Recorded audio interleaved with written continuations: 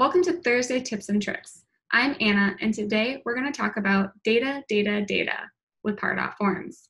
We will cover three major themes: picking your fields, progressive profiling, and quality control. So to get started, I want you to think about what data points are most important for your company. Is it job title, industry, department? This is where you should be aligning with your sales team to understand the profile that they're typically prospecting into. Which leads do they want to be receiving?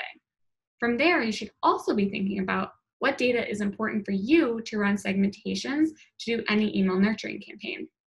This will help you prioritize which fields you should be collecting on your forms. But then you might be thinking you want to know everything about every prospect to ever come into your database, ever. Yeah, that's the typical problem we face in marketing. We want to know everything. But we have the ability to progressively profile within Pardot. So what does this mean?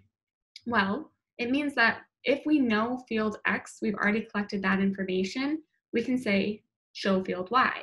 So that Pardot will not show field X if it's known, but then show a different field that is also important to you. So let's go into Pardot and show you what this looks like. So here's our demo environment of a form that's already been built.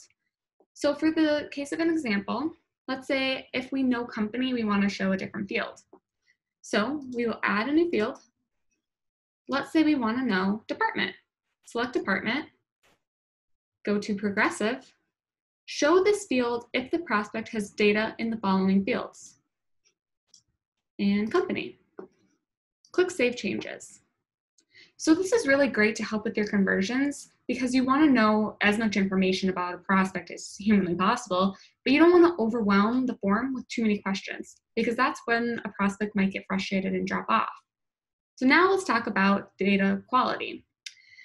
Quality control is a big one. We all want clean data. That's always awesome, but messy data happens. So that's when we should put some controls in place to make sure that errors are lowered. So we know that human error when typing information, it happens. We all make spelling errors.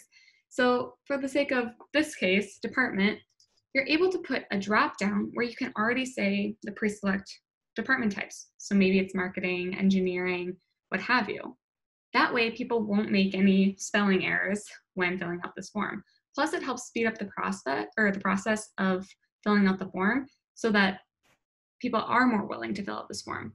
You're also able to put a radio button and checkbox. So when in doubt, try not to use free-form text.